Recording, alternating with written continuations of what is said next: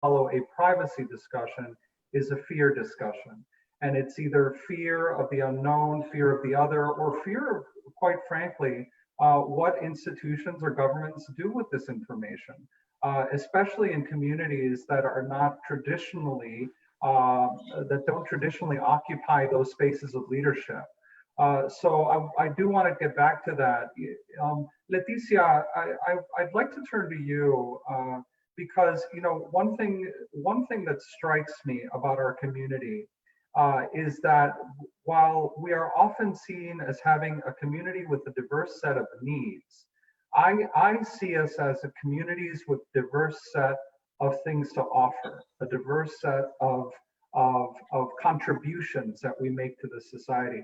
So tell me about your perspectives on leadership and also some of the ways that you lead in the state. Thank you, Stephen.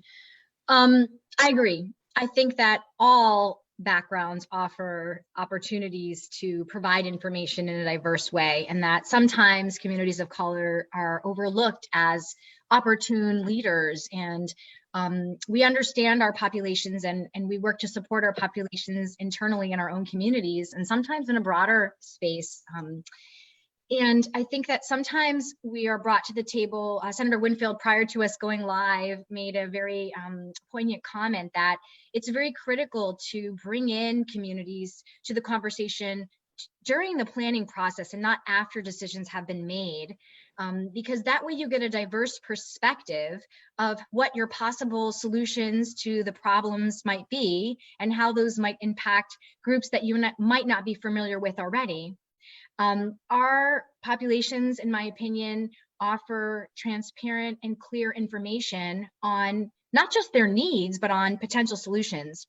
Some of the things that my teams have been working on, for example, we just partnered recently with Hartford Public Schools. We were able to provide 400 sets of books to children in Hartford who are sheltering at home, may not have access to the internet. And then now we were able to provide another 400 set of books to children in the Hartford area. We would love to expand our work, but oftentimes, unfortunately, Mr. Hernandez, our people are not at the table in relationship to how those budgets are being allocated or where those resources will go and how they will serve those communities, which is why having us at the table during the planning process allows the opportunity for us to talk about potential solutions that are economically sound and viable in the communities we're most familiar with. I hope that answers your question in some fashion. Thank you, Leticia. You make a really powerful point about resourcing and about being at the tables where the decisions about resources are being made. And not only in pandemic, by the way, not only in emergency. So, I'd like to turn to you, Judy, because I know that the Hartford Foundation for Public Giving very recently pivoted its mission and really laser focused on investing in communities in a way that it never has before. So I'd really love to hear your perspective. Thank you, Stephen. Even pre-COVID, well over a year ago, we established a new strategic plan that recognized the disparities that exist based on someone's race or ethnicity, where they live, basically their zip code, or their low income. And we did that with intentionality, really focusing on issues like housing, community safety, and all the other interrelated issues that we need to focus on. And so that was pre-COVID. And so when the pandemic struck, we knew we needed to go even more, become more focused on those communities that are disproportionately impacted by the outbreak. And in fact, we wanted to make sure that as we looked at rapidly deploying our resources into the community, it didn't just go to larger organizations that we know have infrastructure to do good work, but we also wanted to make sure we empower smaller community-based organization, minority-led, that are right in the community walkable distance to the folks we know need the support. And so we've been working hard to make sure that we take our leadership seriously and work with others. We see the strengths not only in those smaller organizations, but also the strength in government, the strength in partnership and true collaboration. And so that is what we've been trying to do. And I really welcome this conversation, because it's only through these conversations that we'll figure out how to even do more, especially in times like this. Thank you, Judy. Dr. Powell, you mentioned the other day in a conversation that we were having with a group of leaders, how, while it is important to know what we don't know, in other words, learn what we don't know through data collection, you said we know enough to be able to act now. Can you elaborate a little bit about what you meant by that? Appreciate the question.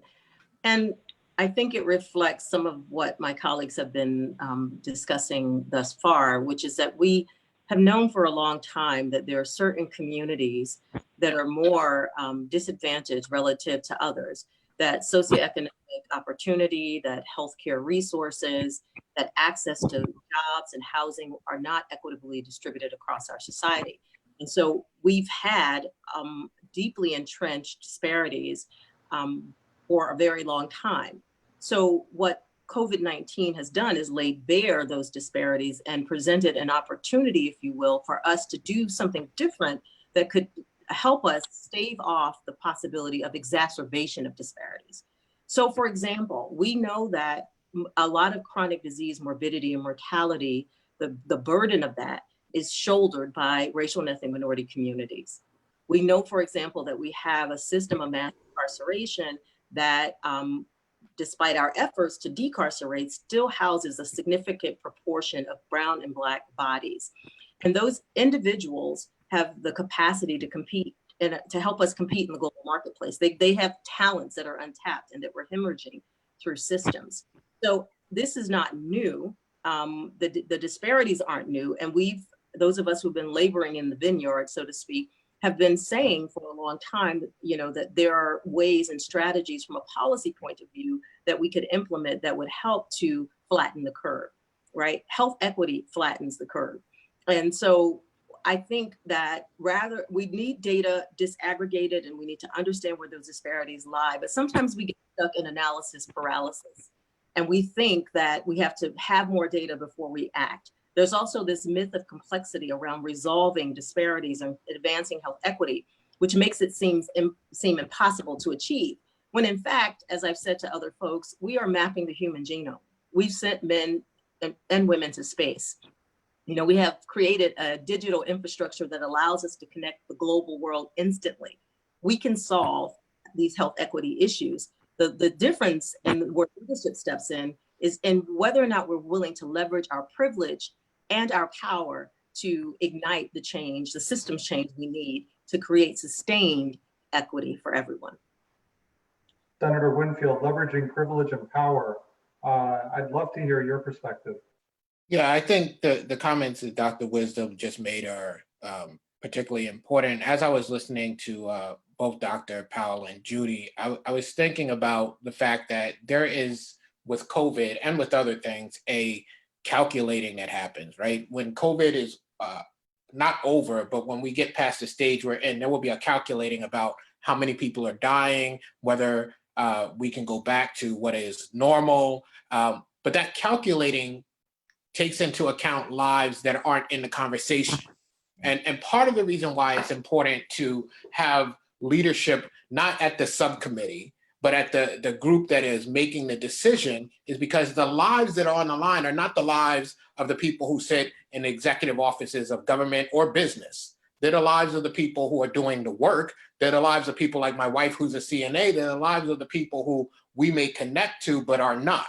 And I think if you don't have those people's voices present, then you don't see the full picture. To go back to normal without the protective equipment that is necessary for a person in a nursing home or a group home is insane. And someone who understands that because night after night their loved one comes home or doesn't come home right now is going to make a different decision than someone who says, well, it's only this number of lives. And that's not to say that they're uncaring, it's to say that they don't feel it. And I think that part that about feeling is critical to what we're doing. So I want to make sure that as we have this conversation, one of the things I wanted to do is get together some great minds, but also bring in that part of this. I think Dr. Powell said something that was really important. The comorbidity issue is an issue, but what makes it the issue that it is for our community is that access to healthcare, because other communities have issues of comorbidity, but it doesn't mean that they're going to be 8% of the population, but 25, 30% of the deaths. And so as we create policy, as people are advocating, we need to figure out how do we lead in such a way that those voices aren't ignored, because it's not that they don't have voice, it's that they just don't get heard. And we've got to figure out a way to get those to be part of a conversation. And maybe that means, as was suggested, that we're going to put our professional selves on the line. But if that doesn't happen, then people die. And that's where my focus is tonight. If that doesn't happen, then people die. And that's where I hope this conversation continues to go. So thank you. Thank you, Gary. And I really see that sense of urgency. Mark? Just a comment, Senator. I tend to agree with you on the basic point. I've run businesses for 35 years in a for-profit setting, and what is lacking today are incentives pointed at the people you just identified. And incentives can be done company by company. Incentives can be done by government. Incentives can happen at a state level. They can happen at a national level, and even a local level. But ultimately, human behavior depends on how a system is set up with incentives and how success is defined. And if success is defined solely by financial results, you'll get what we've got. If you define success differently, and out of that come different incentive systems and policies, you'll get a different result, probably far closer to what you're advocating for. Charles Bennett or Santiago, I saw that you were. So one of the things that we find in our research on incorporating communities that have been displaced through a crisis is that there's a tendency to focus on behaviors of individuals, good and bad behaviors, and at the expense of losing what public health officials would describe it as the allostatic load. So you have somebody who arrives with PTSD, but doesn't necessarily have access to decent health. So next thing you do, you have a combination of PTSD and a bad nutrition that can cause high blood pressure, that can complicate with racism in the local place. And then you have a stroke or a heart attack or other exacerbated medical condition.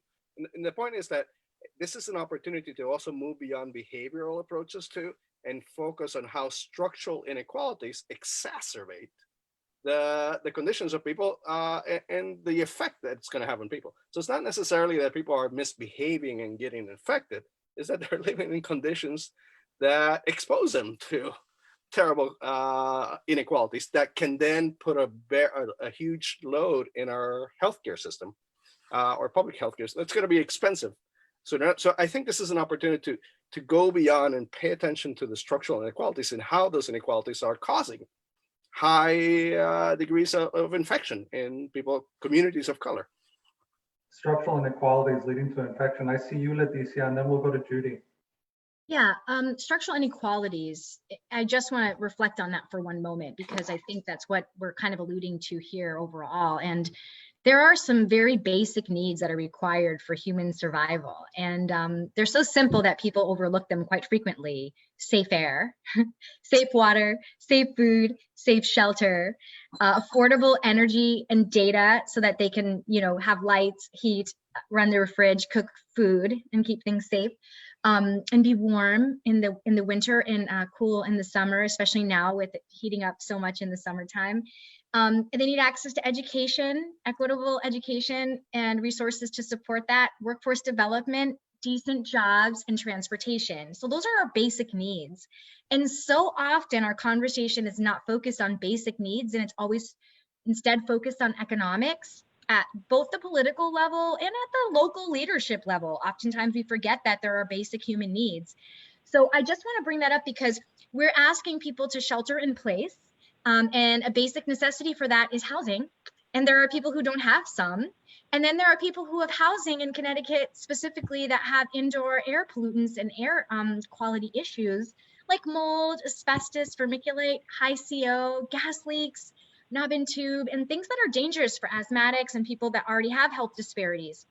So while they're sheltering in place without access to masks, because we didn't have enough for our medical providers, so I'm pretty sure that people at home don't have them in these communities, when they get in their small spaces that they're living in, and there may be more than 4 people in a small apartment, for example, and then they're there without access to things. They have to go outside. And so these are things that we're not looking at as societal realities. The other thing is that access to food, in our state right now, we're having all of the food is being given at Rensselaer Field. And there's these big lines of cars at Rensselaer Field, but lots of communities don't have access to cars. So we have to start thinking as leaders, the first thing we must do is listen. And then we should reflect on what we're hearing from populations. And listening is hard now because we're all shut in, so we can't have public meetings, which is why we're doing this, right? And then we have to reflect on what we've heard and attempt to be fair in our distribution of resources and decision making. And Senator Winfield alluded to something that's very real in my experience as a woman of color, that oftentimes I am placed on a subcommission that has no voting capacity. And I feel often like a token, you know, that I'm there for the photo.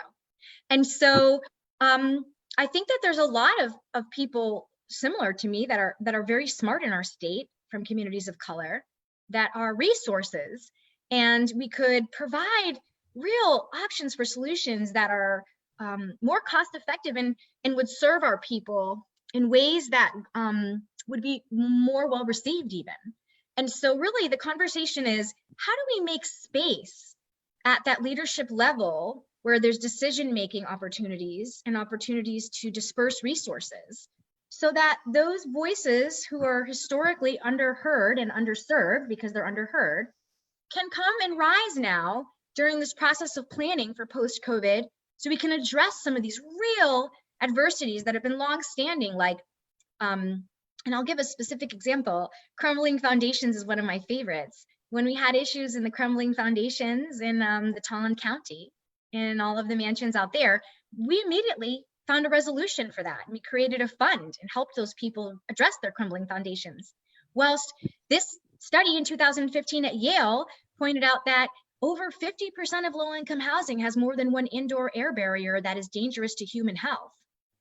So we haven't resolved that or even made a motion to do so or try to plan for it. And so I ask the leaders on this call, why is it that we can immediately find resources for Tolland County, but not find any resources or even talk publicly about this huge health disparity that has been existing and has been known to the state of Connecticut Department of Energy and Environmental Protections since 2015, when I started this team.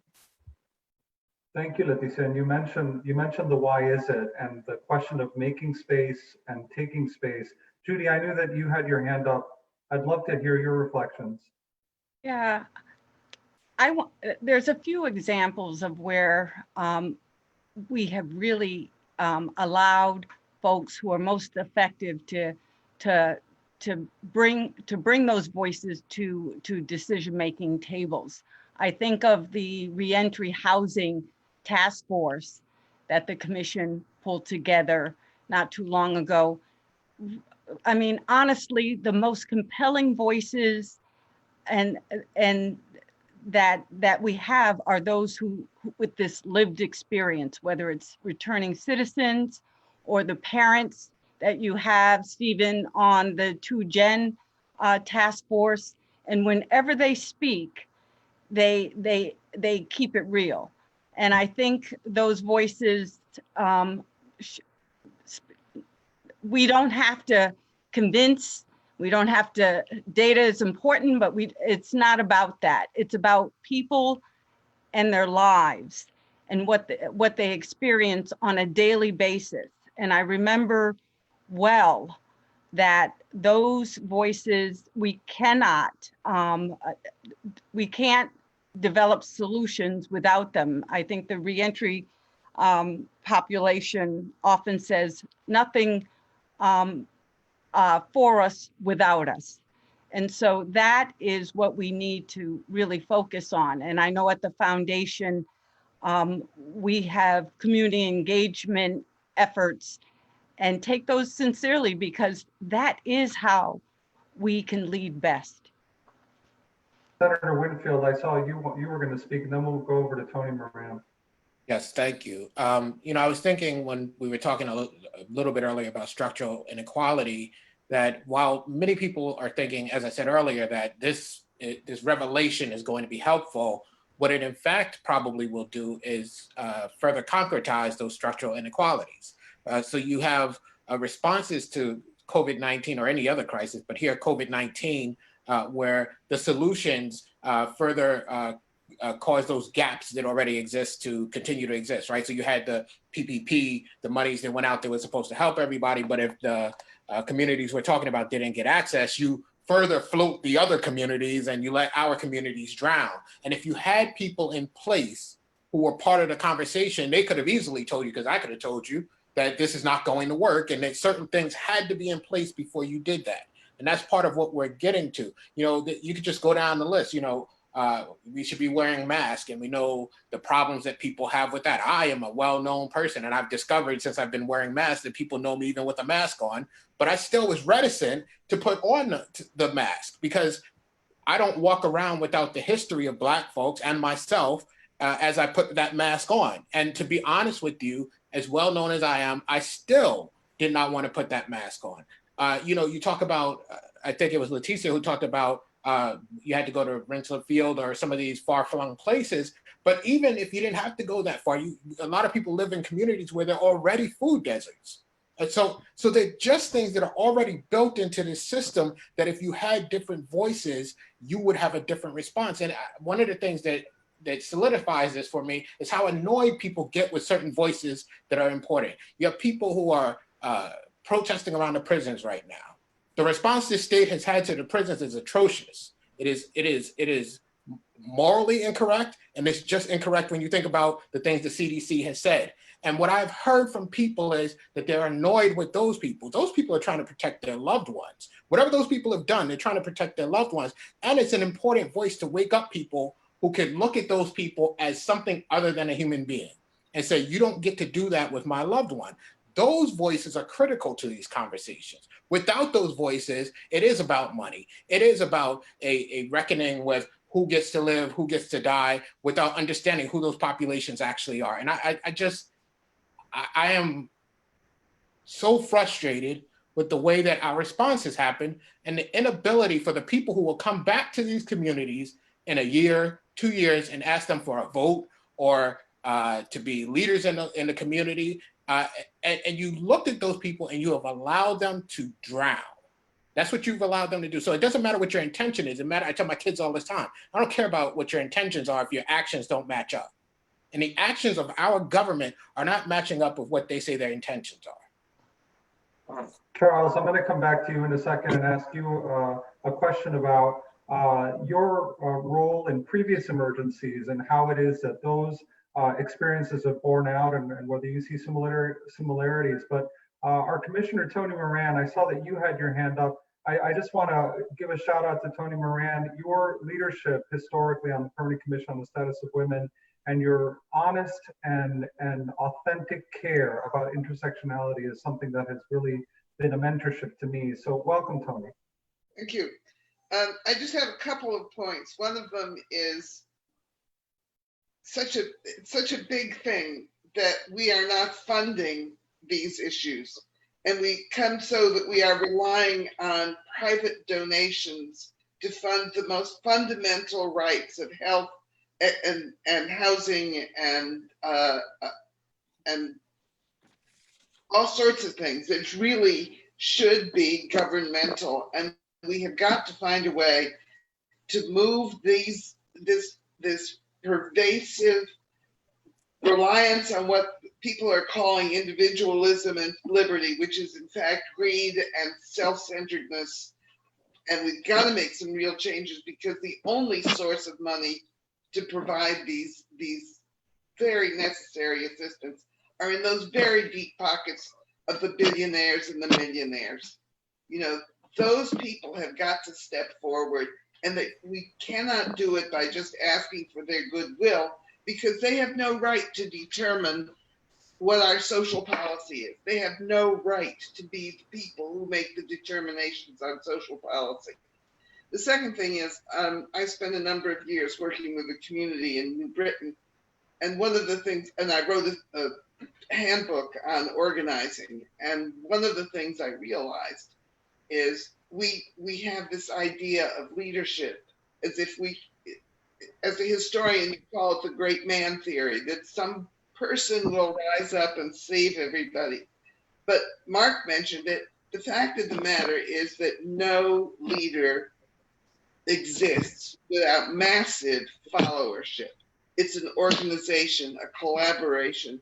And so while we talk about identifying leaders and finding leaders, we also really have got to be working on persuading members of our communities, whoever the community is, that they have to be as active as leaders themselves. And they also have to support the people that they put up at the top, because one of the worst things that happens is you get a leader and then the community tears the person down. So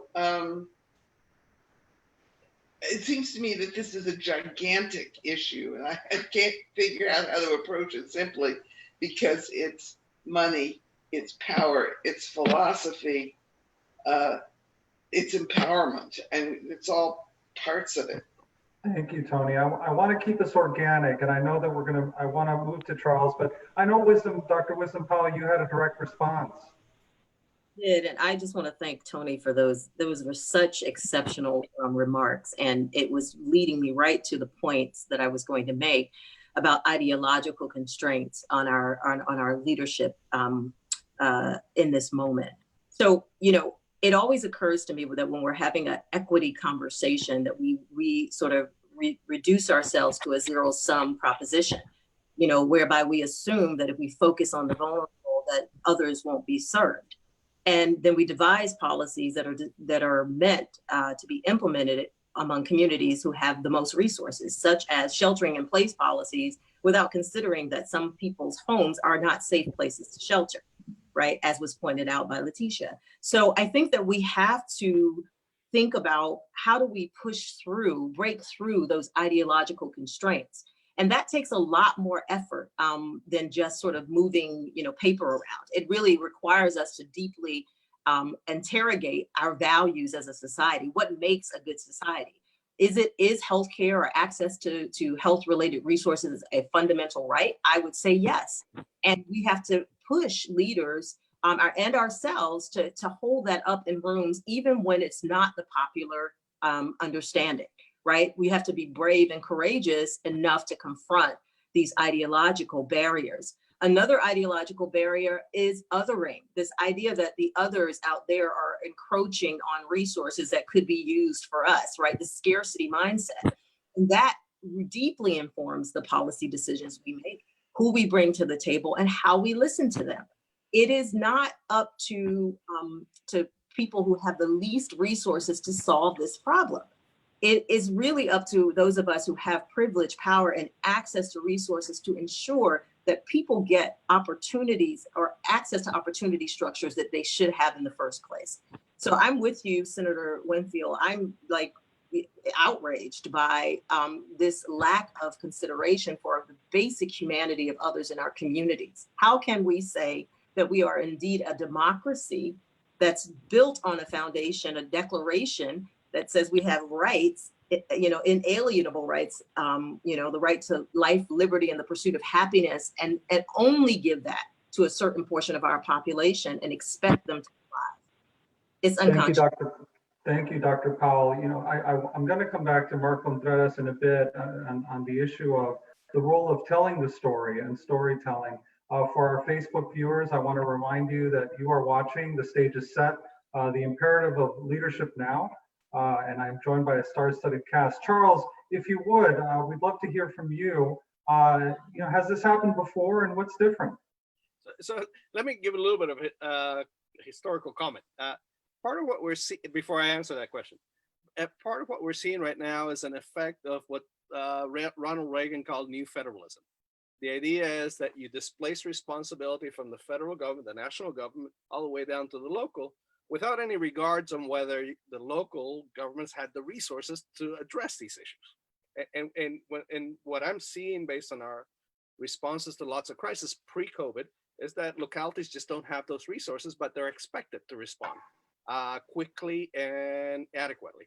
And I think we need to start naming it. This is a problem of an ideological position by the Republican Party that believes that the local is responsible, that we need to get rid of government, that we need to privatize government, and somehow things are going to magically be resolved.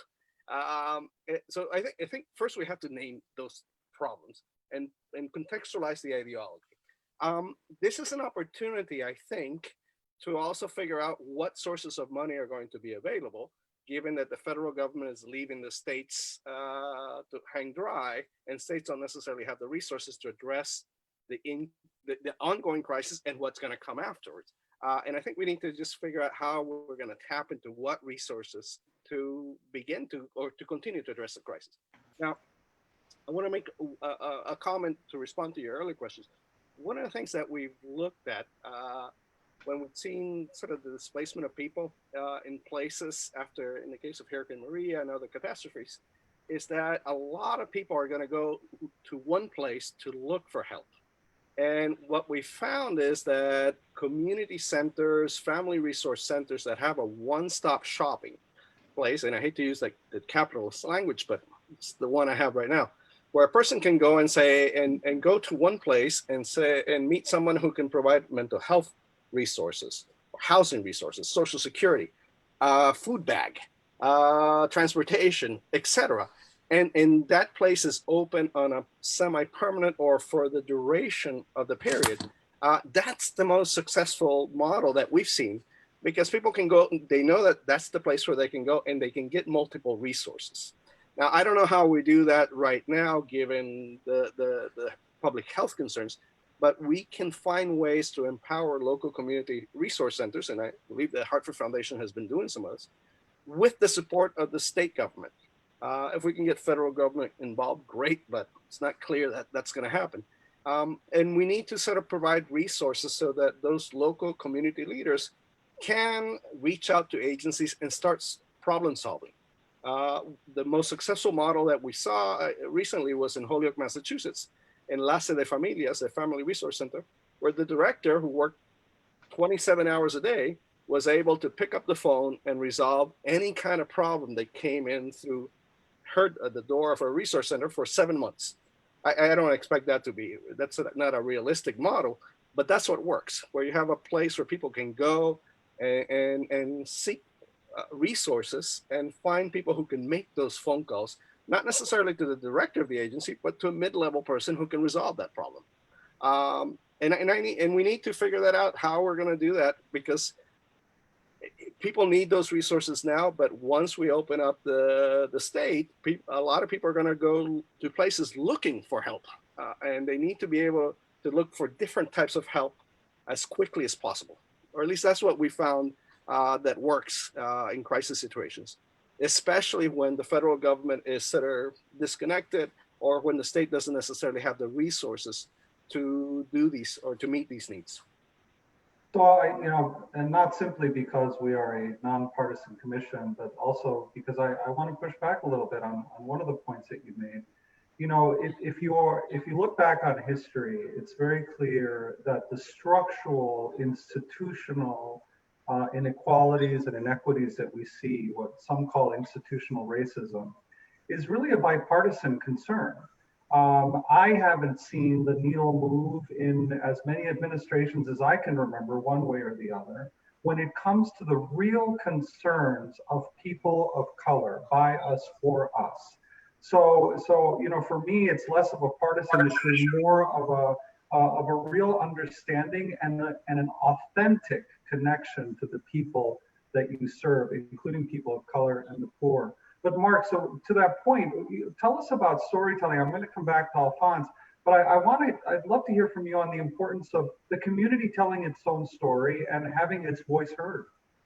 Well, one thing I wanted to mention is to echo what you said, Stephen. We, as a mission, are a place that is meant to represent the entire state, blue, red, purple, whatever. I try to make sure that we are as purple an organization as we can accomplish. And because I'm a fairly new resident to Connecticut, maybe 2.5 years, I had this vision of Connecticut, these rolling hills, these estates, etc. The state of Connecticut is just like the state of Pennsylvania. It's just like the state of Ohio in that it's got metro areas, kind of suburban areas, and a lot of rural. And for an organization like us, we have to serve all of those with the needs that they have. Our immediate efforts are going to be specifically with the League of Women Voters, which again is another Swiss organization. We try to be as Swiss as we can. To talk though about the needs of underrepresented groups in the state of Connecticut. We hope that this fall that those shows can move forward and illuminate the issues that everybody here is talking about today, because it is part of the mosaic of what we need to be doing as an organization. And telling stories, frankly, it was one of the most impactful ways to change minds, to change legislation, to change hearts and souls.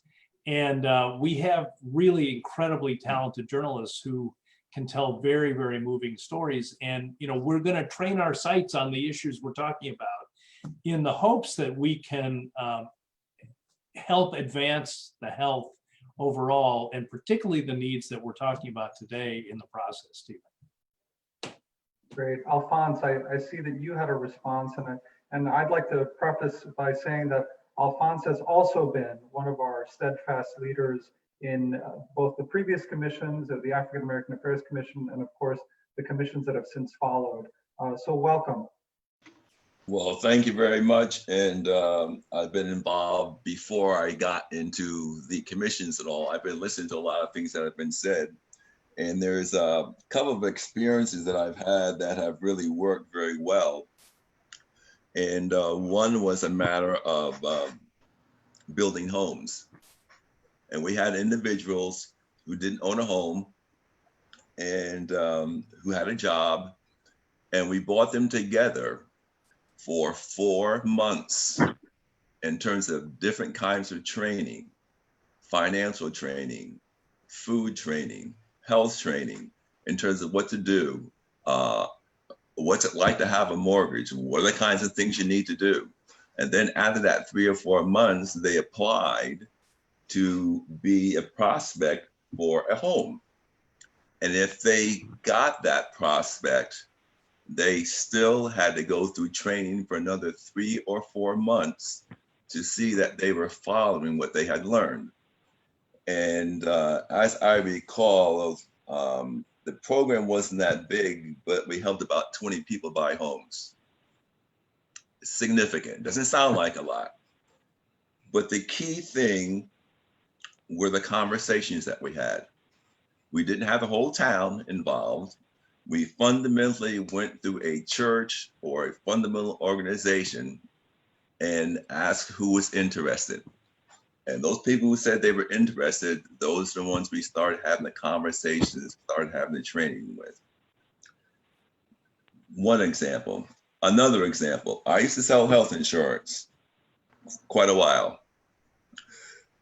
When, I guess about 5 or 6 years ago, or it could be longer than that, at the church, people were talking about, oh, Well, I have health insurance, but I really don't know or understand what it is. We started a conversation in this particular church, and we had a conversation once a week for 2.5 months. And then people begin to understand what it is that they did not know. There were a number of people who had health insurance and really didn't know how it worked. They weren't concerned with calling the doctor, writing down on a piece of paper before you call the doctor, before you go see the doctor, what it is that you want to talk about. There's the normal frustration of, and when you go see a doctor, you forget a lot of the things that you want to say. Not only do we have them write it down, we practice having them talk about what to do. And in that process, those people who had the health insurance took better care of their families. They talked to other people who didn't have health insurance and invited them into the group. Now, you would say you work a lot of time and energy, and you do. And how much do you get paid for this? I got paid nothing. That was part of the process. So when I hear the talk about local, state, and federal government, I get discouraged very easily. Because what has happened in the past, when you go up the ladder, a political ladder, very little happens. When you start low or slower and put in the time and energy and the resources that you can, and people get involved, the impact is very great, and they continue to communicate. Now, on this health situation, that went on for several years, and there were a number of people who were involved. I have since retired. I don't do that anymore, but the process does work and requires time, energy, and effort. And there's one thing that I learned, I was taught and I was learned. If that's what you want, you be what you want the situation to be. And you live that situation so other people can see it and attach to it. Because they will call you, they will ask questions, and they want to know, but they are afraid and scared. It's something very different. I mean, when I bought my first house, I said, are you kidding me? You know, and I had the financial background. I knew nothing about mortgages. In fact, particularly, I remember I went in to sign the paper, and the house was, I don't know, it was like $30,000, $40,000. And when I looked at the paperwork, by the time I get finished paying off, it's $75,000 or so. I didn't understand the concept. I stood up and said, I'm not going to do this. I don't understand. We did not sign the paperwork that day, but afterwards, the realtor talked with me for a couple of days, and that I understood it and that I said yes. And it wasn't the matter that I didn't have the financial income. I did. I didn't understand the process. So he helped me understand the process. We helped these folks understand the process of the house. We helped the folks understand the process with health insurance. And that is where we started, and that's where it kept going, and that was the impact. I really appreciate you saying that. You know, one of the things that I think we talk a lot about at the Capitol is how sometimes the process itself can become a barrier to meaningful engagement and participation. And, you know, I want to turn the conversation to something a little more cheerful, tokenism. And I'm going to ask each of you to reflect on tokenism, because one of the things I think that, and each of you is a leader in your industries. And I think that as a leader of color in any industry, one of the things that we are immediately struck by is the fact that it's a lonely place, and that there is a comfort, I think, that so many of our people occupy middle to lower management, and I mean that in government as well, middle to lower management positions. And we are not either in those positions of power, either because we don't understand the process, because we are not enfranchised in the process. But I'd like to hear you reflect on the distinction, the meaningful distinction between tokenism and leadership, and how it is that we can play a role in promoting true leadership in our communities. I'll start with you, Mark. Well, I'll tell you, it's an interesting question. I guess if I reflect back in the last 35 years, including the process to interview for this role, I basically paid a lot of dues, kissed a lot of frogs along the way, did things that I knew would advance to kind of the next level. I had a very direct mission in mind, but I ended up doing some things that weren't a lot of fun. Nothing wrong with what I did. But I guess that would be the one thing that I would say, that I wanted to be in a position so that that issue that you raised never came up, that I could be judged based on the track record, based on the results, based on the experience. And I've tried to hew to that today. I'm the president of Connecticut Public. I'm the president for all of our employees and for frankly, all the citizens of the state who consume our content. So I approach my job in a very kind of ecumenical way, so that I don't really view, I have a strong personal background that leads me to favor issues like these, probably more than somebody maybe not of my background. But I really believe that if we're going to empower folks, if we're going to get people at the table, if we're going to get authority figures, as Alphonse said, you got to understand the process and you got to pay your dues a little bit. And that would be my addition, Stephen, to the conversation and to your question. Thank you, Mark. Dr. Powell, I move next to you. So I chuckled when you said we were moving to a lighter conversation, because tokenism is certainly not a light conversation or topic, but I get your point. And I just want to lift up a couple of things. One is that, it's always a challenge being, having solo status in organizations, like being the only person around a table, only woman, only LGBTQ person, only immigrant, only person of color. All of that, lifts up possibilities for you to be tokenized. And so leaders of color, and I'm just going to speak from my position as a Black woman who has been often the only Black woman around a table, and many times we have to be really vigilant about how we're being used, quote unquote, to advance policy agendas. I myself am really committed to not being jazz hands, a token, a beard, or any of those things. And I lead with that central value and position on issues. And so I think that organizations have to be vigilant too about what they're asking of individuals who occupy those more marginalized positions or have those intersectional identities, because the tendency always is to want to have us around the table, but to mute voices in the process. So I've come to the understanding that one way to move away from tokenism is not to empower, because I've used the term, but I've come more to think about that term as assuming that I somehow hold all the reservoir of power that I can then bestow upon a person, as opposed to sharing power. So one of the ways to be vigilant about even us from an organizational or systems level in our resistance against tokenism is to look at how we are distributing and sharing power in the process. And as leaders, always to ask those questions and to be ever vigilant about how our expertise, knowledge, passion, commitment are being used in the moment and over time.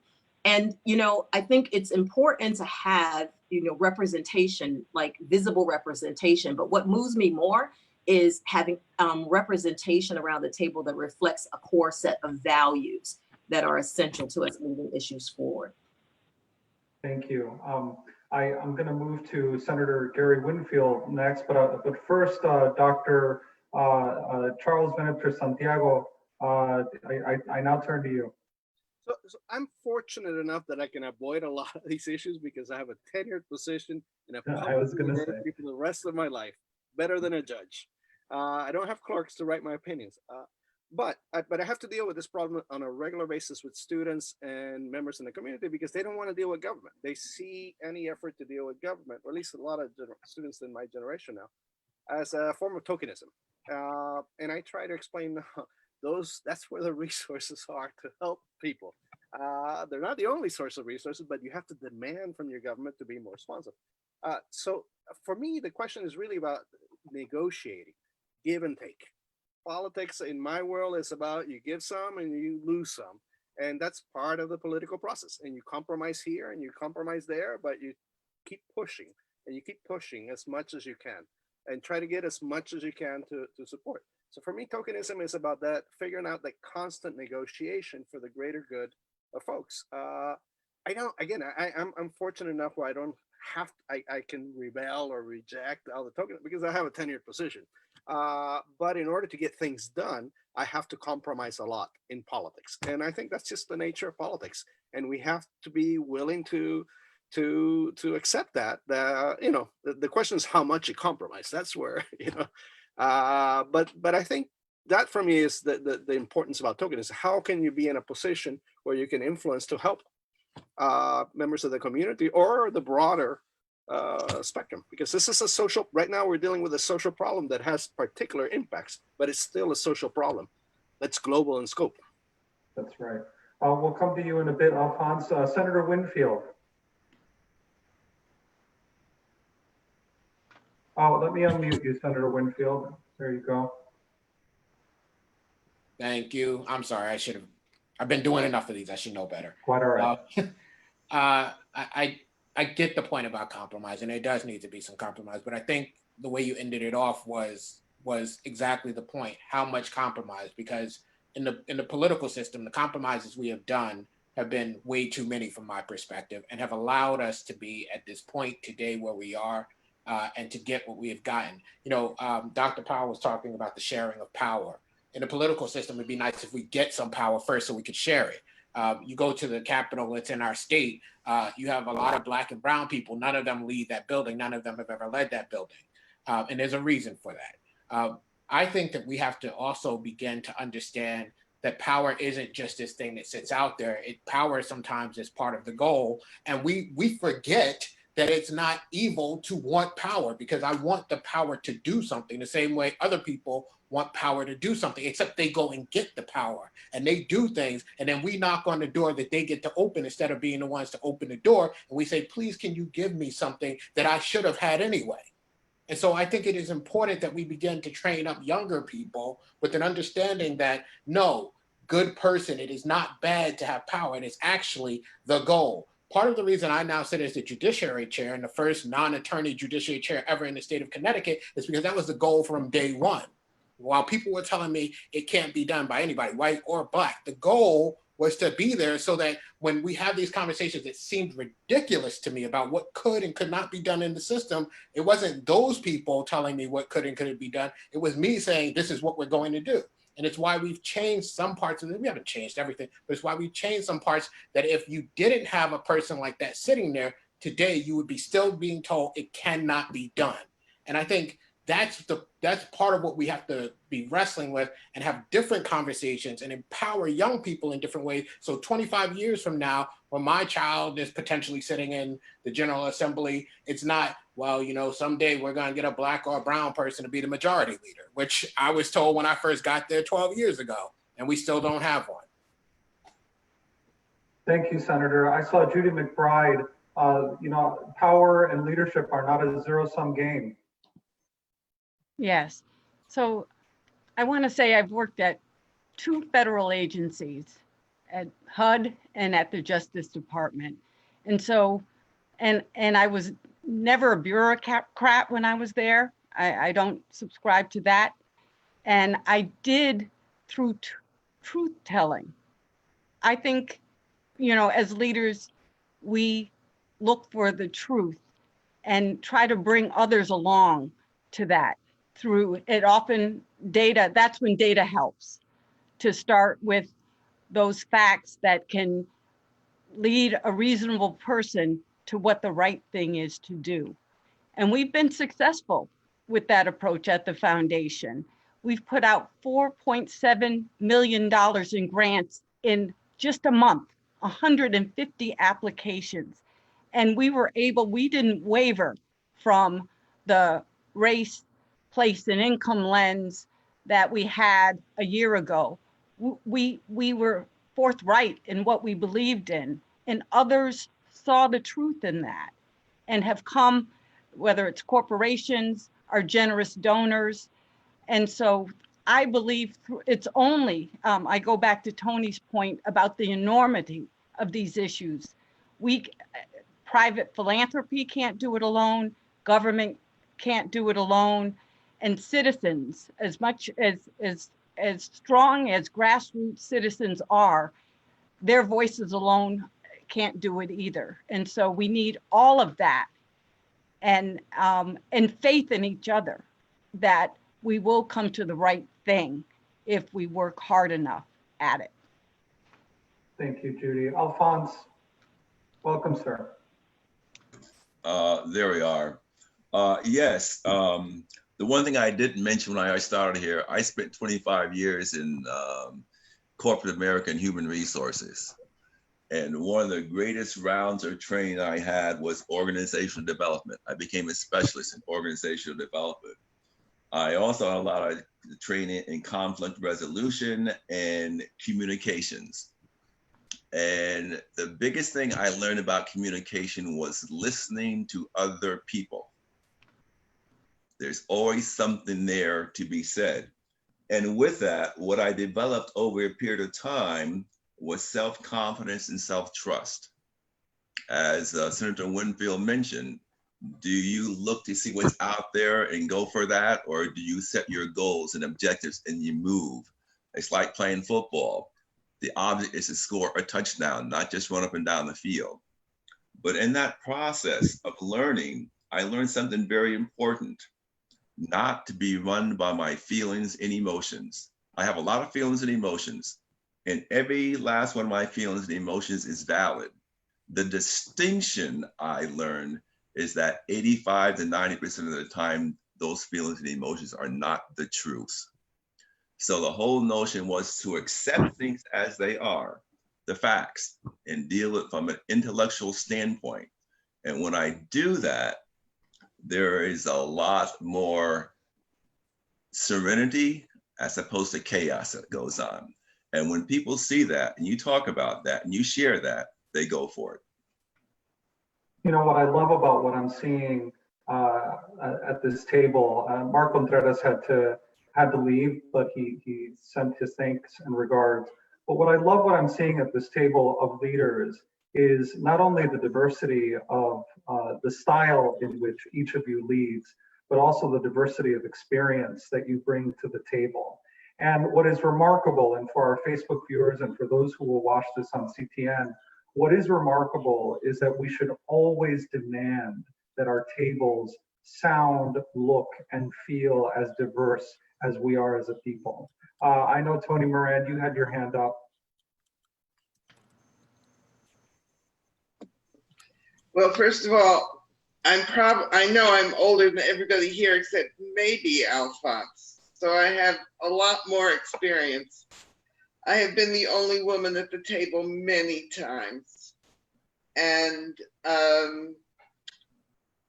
my emotions, the thing about being the token, right? And I've been the token, and I've always said, I know I'm a token, but I'm damn glad to be here because I wouldn't be here otherwise. So you can call me a token if you want, but I'm here, right? So the other thing though is, even especially as a token, or I don't know whether especially or not, but people don't believe you and they don't trust you, and you lose votes because of who you are. I will never forget the time my department did not hire another woman because she was too like me. And it was just about nothing about her except we had a similar field, which the department was trying to fill. But I lost the vote. And I have had rage about things for a long time. The problem is you can't express it, because the minute you express it, you validate all of their feelings about your rage. So you have to be really careful. I really like what Gary said about power, because power is the last taboo for women. And a decade ago, there was a wonderful book about women's ambition. And it's very clear that there's a tendency for men to define power as power over and women to define power as power to do. And I spent a lot of time in my classes talking to women about the legitimacy of their aspiring for power and the illegitimacy of their male colleagues' assumptions that they were more prepared or better prepared or somehow smarter than the women in my classes, which was clearly untrue. So I, tokenism is an interesting thing. We created the system of tokenism for the purpose of getting people into place. And we have to have it. You have to have affirmative action because without it, we won't be at the table at all. So I'm all in favor of being tokens, but the challenge then is how to establish legitimacy. Now, I'm the mayor of my town. I've been on the town council for a decade. It's only been in the last couple of years that people have heard, that everybody on the council has heard everything I have said. I can't tell you how long it went where I would make a point and somebody would say, as so-and-so said, and I would have to say, no, I said that, right? At one point, it got so bad that I was turning to the town clerk and I would say, he did it again. And she'd say, yep. So it's a constant challenge and it won't go away. But I will say this, things are much different than they were prior to 1965. Because there were times, racism was based on physical aversion. Physical aversion. People were, when Truman integrated the armies, people were scared to death they would have to be in showers with Black people. The challenge to integrate parks was because white people were terrified that they would have to get into a pool with a Black person. And I don't know what they were afraid of. Were the color going to rub off or something? I don't know. But the possibility of pollution by contact has nearly disappeared. Well, I see you nodding your head, Leticia. What's interesting is that it seems that disappeared or evolved. Leticia? Evolved, I will say, but it's much different than it was when I was a kid. Go ahead, Leticia. I think I want to say a couple of things. Tony, thank you, because I agree with you. Affirmative action is very much needed, very much needed. And I can give you a few very real examples of why it's needed in our specific Connecticut government. But before I do, I want to say a couple of things in relationship to the concept of tokenism, because I've experienced tokenism my entire life. I am half Puerto Rican and half Italian, and I never know whether I'm white or not. It depends on the room. Yeah. So I will tell you that the same thing applies to the concept of that you think things are better. It depends on the room and your perspective. And being a woman is another challenge in life, but being a colored woman is a whole other category. And I have to say that there are plenty of white women at the table that are voting on every commission I'm on. They have votes on every commission I'm on. There's a white woman on the Energy Efficiency Board, running deep, running many areas of our government are white women. But what you don't see are very many women of color in the same department.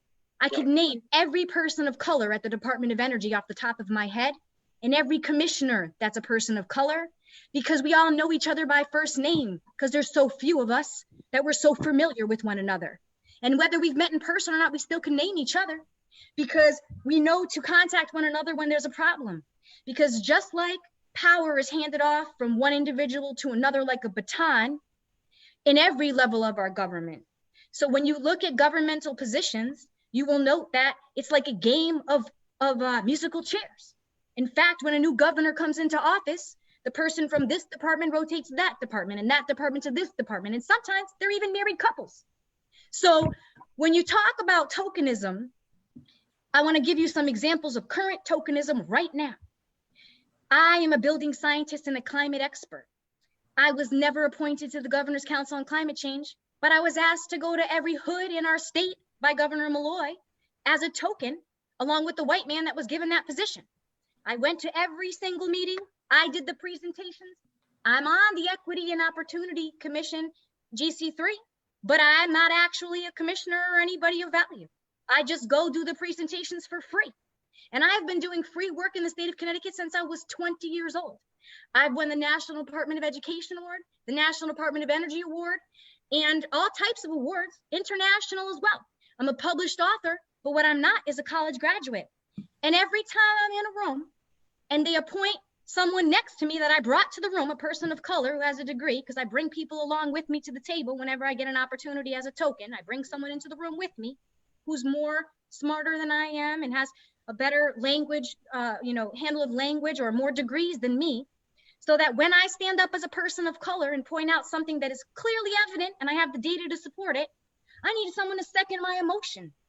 Because what happens in rooms full of white people with the one token is the token raises their hand and it's called microaggressions and no one calls on them. Or someone calls on me and I give some statistic data information and they attribute it like they did to you to the white person sitting next to me. And they say, oh, I remember so-and-so said this. I'm like, actually, it was me. Oftentimes I'm told I'm too passionate. I'm too aggressive. I go right to the point. I don't put flowers and roses around things. In my life growing up, getting to the point was really important because I was only going to get 1 minute to speak as a brown person. So I've learned techniques and tools to get my point across. And one of them is direct passion and aggression. Another is cutting to the chase, and another is being very offensive. And when I do those things, people tell me pipe down afterwards, or they refuse to call on me again, or they don't invite me to another meeting, or they mysteriously leave me off the email chain that had the invite information. It's called quieting someone down. And my own people from my own communities of color often say, calm down, pipe down, Leticia. You know, you're upsetting these people, will never get invited back again. I say, naite manda. That's what they get. I've been waiting for my turn for the baton long enough. Now I'm taking it. And if they don't like it, I'll show up on the back door, on the right door, and I'll put people in the audience. I'll keep beating a dead horse until people hear about the inequities that have existed since before I could even talk or write. So things have not changed. We just masked the problem and called it other things. And frankly speaking, there are really serious issues besides COVID. COVID has just brought us to a boiling point and like shine the light, or in the hood, we'd say they turned on the lights and we see the roaches running. So people can say what they want about me because I'm at a place in my life where I'm like at this place where I've taken off the gloves and I'm just going to say it how it is. And if people don't like it, good luck removing me as a commissioner. It's a 3-year position. I own my company. You can't fire me. So I would love a position of power in the state of Connecticut, but I'm willing to forego those rights to allow myself the opportunity to speak the truth transparently and directly at every possible chance, with the hope that I will inspire other people of color or people like you, Tony, who will just say things directly like, these are unfair circumstances and there needs to be something done about it, with the hope that someone like Mr. Hernandez or Warner or, the doctor here or Dr. Mark Mitchell, who is a member of GC3 directly, can take a stand and not be afraid to speak the truth, because there is data. I have it. If you want it, I'll send it to you, and it's not a lack of information. It's not a lack of correlation. It's a lack of honesty, desire, and transparency to plan instead of wish, to make action towards the goals. And as a leader myself, self-proclaimed today and every day, if no one wants to take a stand, I will. I'll continue to take a stand and throw myself in front of the train time and time again publicly until others grow, the capacity to do it. And if I don't shame them into doing it, then I'll do it myself. So I hope, it's so important. It's so important to me that it's more important than my potential political career, my occupation, or even my own children, whom I love dearly. Because when I leave this earth, I hope they'll get to watch these things and say, my mom threw herself in front of a train for our people and had losses. And believe me, I've had financial losses. I've lost millions of dollars in contracts and opportunities to make these statements publicly. Even now, today, I'll be losing opportunities after this, I'm sure. But it was still I'll tell right you, to do. until we are leaders by design, we have to be leaders by necessity. And I really appreciate everything that you've said, Leticia. I want to go around the block. I'm gonna end with our commissioners, but I want to first go to our guests. First, Charles Benitez Santiago, and then Wisdom Powell. Charles. Yeah, this previous two conversations, alert me. Oh, I think should alert us all at the efforts to obscure data on the impact on Black and Latinos and other groups who experience inequalities in the United States. Because I think that we are experiencing a sort of social distancing that's negative, that's going to hurt people of color, particularly in Connecticut. I'm thinking of Connecticut, but at a national level. And my concern is that there are lots of public forums that are celebrating in some ways the idea that it's okay to let people die, the idea that there are some good white supremacists, the idea that there are some good protesters. And I want to, I don't think I need to alert the panel here, but I want to emphasize that as we look at the pandemic, we shouldn't, the broader public shouldn't lose sight of how people of color are going to be in some ways criminalized. And I say that because I live in asylum, right off of asylum, and I can see a sense of fear of people of color in the North End as bearers of a pandemic or as somehow more sick. And I wonder whether that's going to be a problem as we start opening up. In other words, that people are going to be stigmatized for being people of color and being more somehow susceptible to spread the pandemic. And I just want to, keep that conversation alive because it might become a more serious problem. So it's not just the obscuring of the racialization of data, but also the potential effort to pathologize people of color as bearers of a pandemic that can be more infectious. And I'm getting a sense that there's an underlying effort to do some of that or accept some of those arguments at a national level and maybe even at a state level. So I want to be aware of that as we move forward. Thank you, Charles. You remind me that this is the first of a series of conversations that the Senator hopes to have on various issues around the importance of leading and the importance of leading conversations in the ways in which you are describing. Dr. Powell. So I have so many thoughts that sort of swirling around my head, but I know we have limited time. So let me get right to it. First, I want to go back to the point we were discussing about leadership and the role of emotion. Leticia's comments and her courageous leading have made it even plain for me how important it is for us to have a conversation about the connection between emotion and thought. Now, I think I'm the only psychologist here, so I may be qualified to talk about this. And I will say that it is a misstep for us to presume that thought without emotion can lead to equitable outcomes. The moment you relegate emotion to the heel of policy decisions, we lose something. Particularly because if you think about it, anger in of itself is a legitimate emotion and response to justice. If you're not getting angry about it, I question the psychological, calibration of a person or a group or an organization. In fact, I always say that, Dr. King, we like to talk about his efforts to move us towards peaceful resistance. But we forget that he had to get pretty angry before he went to the mountaintop. So the anger has to be catalyzed appropriately to support action on the ground, and it's necessary. It shouldn't be edged out because people get uncomfortable. I've gotten comfortable with people feeling like I'm going to be the angry Black woman in the room, and I don't even think about it. I come, as Leticia pointed out, with a mission, and that is to ensure that every human being, particularly communities of color, have the right to live their fairest and healthiest life. That is my mission. I'm unwavering on that point. The other thing I want to say about racism is another area of expertise that I have in sort of understanding, studying it from a scientific perspective, experiencing it as a Black woman, but also really unpacking how it transposes itself. And so I always talk about racism as a virus, right? It mutates, takes on new hosts, becomes more virulent in its new forms, and shows up in ways that are veritably invisible if we're not paying attention.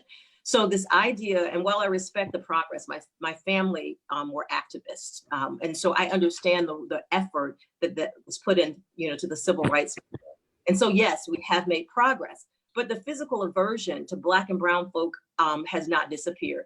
The death of Ahmaud Arbery should tell us, that, the physical aversion of Black men running in parks, it has not died. The death of Trayvon Martin, the death of Laquan McDonald. I could run down the list of people, brown and Black bodies, moving through space where the explicit aversion to their physical presence isn't notable, but that subconsciously, at the deepest reservoirs of their subconscious, there is an aversion to the physical presence of brown and Black bodies moving freely through space.